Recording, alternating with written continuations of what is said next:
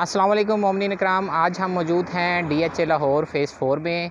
यहाँ पे sector XX में बारगाह इमाम बारगाह नकवी हाउस में हम मौजूद हैं।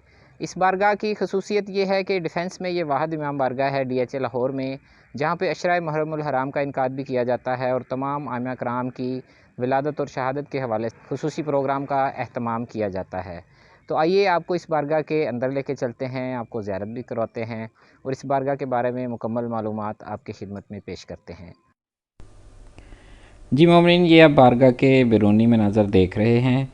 इस बारगाह की खसूसियत ये है कि ये बारगाह पार्क फेसिंग है, ये घर पार्क फेसिंग है। इसके सामने इसलिए पार्किंग की काफ़ी गुंजाइश मौजूद है और पार्किंग का कोई इशू नहीं है। ये बारगाह के अंदरूनी मनाज़र, ये जैसे ही हम बेसमेंट में सीढ़ियाँ उतरने के बाद जाते हैं तो ये एक छोटा सा हॉल है जिसमें मजालिस वाले पंडाल और इमाम बारगाह का रास्ता है। अभी हम इमाम बारगाह की तरफ जा रहे हैं। अल्लाहुम्मा सल्ली अला मुहम्मदिन व आलि मुहम्मद वज्जिल फ़रजहुम। ये देखिए कितनी खूबसूरती से छोटा सा इमाम बारगाह तैयार किया गया है। यहाँ पे तबरक़ात और ज़री पाक की शबी, अलम पाक और मोमिनीन के दुआ करने के लिए जगह बनाई गई है। बड़ी खूबसूरती के साथ सैयद इर्ता अली नकवी साहब ने इस इमाम बारगाह को सजाया है। ये सामने आप देखें कि ज़ियारत अशूरा लगाई गई है, मोमिनीन आके इसकी भी तिलावत यहाँ पे करते हैं।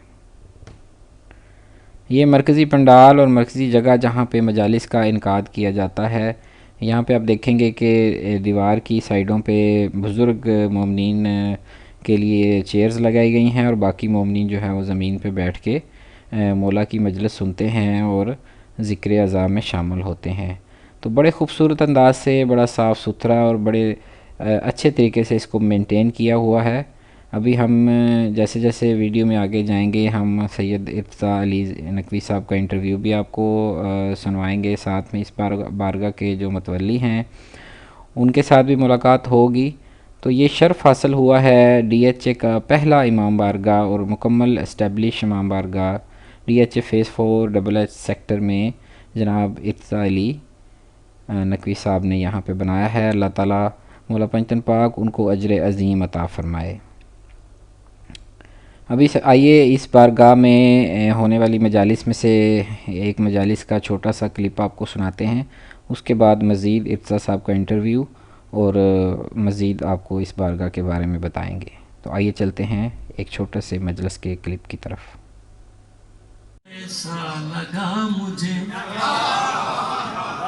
बैठा हूँ लिखने नात, तो ऐसा लगा मुझे बैठा जो लिखने नात, तो ऐसा लगा मुझे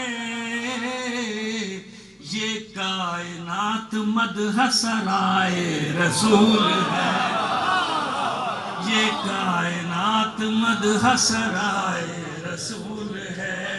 हजरत बिलाल बूज़र सलमान की कसम, हजरत बिलाल बूज़र सलमान की कसम, हजरत बिलाल बूज़र सलमान। जी नाज़रीन, इस वक्त हमारे साथ मौजूद हैं सैयद इर्ता अली नकवी साहब। इस बारगाह के बानी हैं। इस बारगाह की संग बुनियाद भी उन्होंने रखी थी। हम बहुत शुक्रगुजार हैं सैयद इर्ता नकवी साहब के कि उन्होंने टाइम दिया। सर कैसे हैं आप? सबसे पहले जी अल्हम्दुलिल्लाह, शुक्र अल्हम्दुलिल्लाह। रबीउल अव्वल के माह की खुशियाँ मुबारक हों आपको। आपको भी बहुत बहुत मुबारक हो। खैर मुबारक। तो सबसे पहले सर ये बताइएगा कि इस बारगाह को कायम करने का आपके ज़हन में कैसे आया और कौन से महरक़ात से जिनकी वजह से आपने ये स्टेप लिया?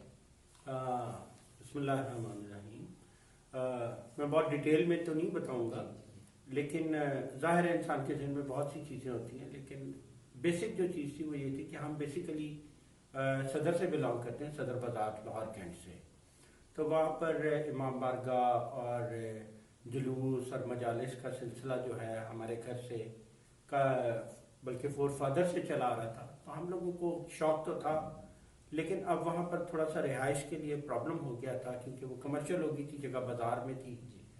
तो फिर जब हम डिफेंस में शिफ्ट हुए तो सबसे पहले हमारे जहन में ही यही था कि हमने ऐसा घर बनाना है जो कि इमाम बारगाह के तौर पे हम उसको इस्तेमाल कर सकें। तो इस वजह से हमने फिर इसकी जगह की लोकेशन भी ऐसी दी کہ کسی کے لیے کوئی پرابلم نہ ہو محلے میں، کسی کے گھر کے سامنے نہ ہو تو پارک کے سامنے ہم نے اس کی جگہ کو سلیکٹ کیا تاکہ پارکنگ میں لوگوں کے لیے آسانی ہو، کسی کے لیے کوئی مسائل نہ ہو۔ دوسری بات جو بیسک تھی وہ یہ تھی کہ میرے والدین جو تھے اسپیشلی ان کی بڑی خواہش تھی کہ گھر میں عزاداری ہو، اور عزاداری کے سلسلے میں، امام بارگاہ کے سلسلے میں تھوڑا سا آپ کو بریف کر دوں کہ جیسے ایک مسجد ہوتی ہے تو مسجد کے لیے کچھ لوازمات ہیں کہ اس کا ایک گنبد ہے، اس کا ایک مینار ہے جہاں سے اذان کی آواز آتی ہے۔ امام بارگاہ کے لیے یہ لوازمات کی ضرورت نہیں ہے، آپ ایک خاص مخصوص جگہ کو تعین کر دیں کہ یہ امام بارگاہ کے طور پہ ہے۔ لیکن الحمدللہ کیونکہ لوگ بھی یہاں پر مجالس کے سلسلے میں آتے رہے اور ہم نے پھر الٹیمیٹلی اس پورے گھر کو ہی امام بارگاہ کا نام دے دیا، نقوی ہاؤس امام بارگاہ۔ جی ناظرین، جیسا کہ آپ جانتے ہیں کہ ڈیفنس کے تمام فیزز میں یہ واحد امام بارگاہ ہے جو کہ مکمل اسٹیبلش ہے، اور اس میں تمام مجالس بھی ہوتی ہیں۔ تو اجازت صاحب یہ بتائیے گا کہ یہ کب سے یہ بارگاہ وجود میں آئی، کس سن سے اس کا؟ 2014 میں یہ بنا تھا، محرم سے 2 دن پہلے ہم نے اس گھر میں ہم شفٹ ہوئے تھے، اور پہلی محرم سے ہی یہاں پر مجالس کا انعقاد سٹارٹ ہو گیا تھا، اور اللہ تعالیٰ کی مہربانی سے ذکر حسین مظلوم کربلا کا ذکر جو ہے وہ ہے ہی اتنی برکت والا کہ 1400 سال سے جب بھی آپ ذکر کریں آپ کو یہ تازہ لگتا ہے۔ اور بلکہ میں یہاں پر ایک بات اور وضاحت کرنا چاہوں گا کہ عبادت گاہیں، ہر قسم کی عبادت گاہیں پہلے بھی ہوتی تھی، محبت خانے ہوتے تھے، کرسچنز کے اپنے چرچ ہوتے تھے، لیکن مسجدی اور ہر ایک جگہ کے اپنے کچھ لوازمات ہیں۔ جیسے مسجد ہے تو وہاں پر خواتین کا جانا جو ہے وہ مناسب نہیں ہوتا، اور کچھ خاص ایام میں تو بالکل بھی نہیں۔ لیکن یہ امام بارگاہ ایک سلسلہ جو شروع ہوا یہ واقعہ کربلا کے بعد سے شروع ہوا، اور اسی وجہ سے اس کو امام بارگاہ کا نام دیا گیا کہ یہاں پر بچے ہوں، بزرگ ہوں، خواتین ہوں، ہر قسم کے لوگ جو ہیں یہاں پر آ سکتے ہیں ذکر امام میں شامل ہونے کے لیے۔ مجالس یہاں خواتین کی بھی ہو سکتی ہیں یا مردوں کی بھی ہوتی ہیں، لیکن مسجد میں یہ لوازمات پورے نہیں ہوتے۔ تو اس وجہ سے یہ امام بارگاہ جو ہے اس کو ہم نے امام بارگاہ کا ہی نام دیا۔ گو کہ جب تک ہماری فیز 5 کی مسجد ڈیولپ نہیں ہوئی تھی تو یہاں پر باجماعت نماز ادا ہوتی رہی، لیکن ایک باجماعت کا تو اہتمام ہوتا رہا، لیکن وہ ایک پراپر مسجد کا اہتمام نہیں تھا، ٹھیک ہے، اذان نہیں ہوتی تھی، اقامت ہوتی تھی۔ لیکن یہاں پر لوگوں کو پتا تھا کہ باجماعت نماز ہوتی ہے تو اس لیے وہ لوگ آٹومیٹیکلی فقہ جعفری سے تعلق رکھنے والے۔ ماشاءاللہ تبارک اللہ، یہ جو سارے امور انجام دے رہے ہیں سید بادشاہ، انشاءاللہ تعالیٰ مولا پنجتن پاک ان کو اس کا عظیم اجر عطا فرمائیں گے۔ آپ کا اس میں جو رول ہے وہ تو ہم نے سن لیا، مگر آپ کے ساتھ کچھ ایسی شخصیات، آپ کے گھر والے جن کا آپ ذکر کرنا چاہیں؟ جی، اس میں سب سے پہلے تو میں اپنے والدین کی دعائیں تھیں، اور اسپیشلی جب میں اس کی کنسٹرکشن ہو رہی تھی تو میرے والد صاحب حیات تھے اس وقت، ڈیورنگ کنسٹرکشن ہی ان کا انفارچونیٹلی انتقال ہو گیا۔ لیکن یہ تھا کہ جب انہوں نے یہ کہا کہ بھی یہ امام بارگاہ کا فرش ہے تو یہ میرے پیسوں سے اس کا فرش بنے تاکہ جب تک یہاں پر عزاداری حسین ہوتا رہے وہ ان کا ثواب ان کو پہنچتا رہے، اور الحمدللہ ڈیفینیٹلی ہمارے جتنے بھی اعمال ہیں، نیک اعمال ہیں، اس کا ثواب انہی کے لیے ہے۔ اور دوسرے اس میں کنٹریبیوشن نو ڈاؤٹ فیملی جو ہے وہ آپ کو ظاہر ہے فل سپورٹ کرتی ہے۔ پھر اس میں میرے جو داماد ہیں محمد باقر مہدی، جن کا تعلق خود ایک ایسے گھرانے سے ہے کہ جہاں پر کئی سو سال سے عزاداری ہو رہی ہے بٹ روڈ پہ، اس گھرانے سے ان کا تعلق ہے۔ ان کی سپورٹ سے مجھے بہت حوصلہ ملا کہ اب یہ ہے کہ ظاہر ایج فیکٹر ہوتا ہے تو اب ہم لوگ بیٹھ جاتے ہیں اور وہ بچے کام سنبھال لیتے ہیں سارا۔ اور دوسرے ایک انجم رضوی صاحب ہیں، ان کی مجھے بہت سپورٹ ہے، وہ یہاں پر نشاط کالونی میں بھی ان کا بڑا کنٹریبیوشن رہا ہے، اور اب اس امام بارگاہ کے متولی ہم نے ان کو ڈکلیئر کیا ہوا ہے، اور ہماری غیر موجودگی میں وہ تمام تر جتنے بھی پروگرامز ہیں وہ سارے بخوبی انجام دیتے ہیں۔ جزاک اللہ۔ تو سر اس بارگاہ میں مزید فیوچر پلانز کے حوالے سے آپ کیا؟ جی، فیوچر پلاننگ میں ہمارا یہ ہے کہ انشاءاللہ تعالی ہمارا یہ ہے کہ ابھی ہم نے کچھ سسٹم ایسا کر دیا، کچھ کووڈ کی وجہ سے بھی ذرا سوشل ڈسٹینسنگ کا تھا، تو ہم نے اوپر لان اور گراج کو بھی ہم نے اس پہ انوالو کر لیا اور وہاں پر کیمراز وغیرہ اور اسکرین وغیرہ لگ جاتی ہے تاکہ لوگ ڈسٹینس کے ساتھ بیٹھ سکیں. یا زیادہ تعداد میں لوگ ہوں تو ہمارے تینوں فلور جو ہیں گھر کے, یعنی بیسمنٹ, گراؤنڈ اور اپر فلور, تو تینوں فلورز کے اوپر سکرینز لگی ہوتی ہیں اور ہر طرف لوگوں کے لیے سہولت ہے الحمدللہ کہ وہ وہاں پر بیٹھ کے جو بھی پروگرام ہو وہ بخوبی اس کو اٹینڈ کر سکتے ہیں. جزاک اللہ جی.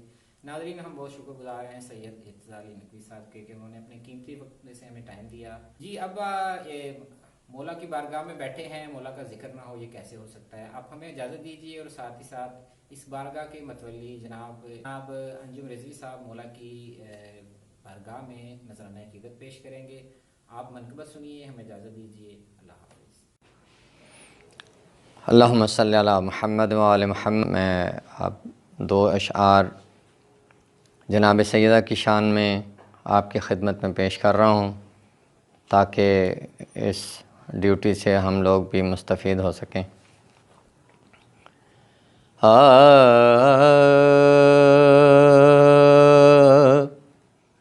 عالم میں یوں شریک رسالت ہیں فاطمہ رحمت, نبی ہیں سایہ رحمت ہیں فاطمہ. عالم میں یوں شریک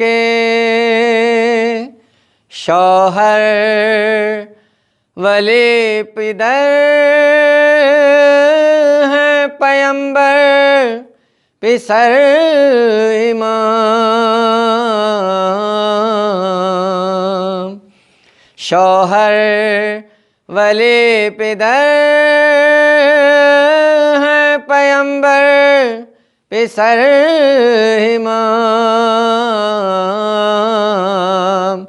کتنی عظیم دین کی طاقت ہیں فاطمہ. عالم میں یوں شریک رسالت ہیں فاطمہ.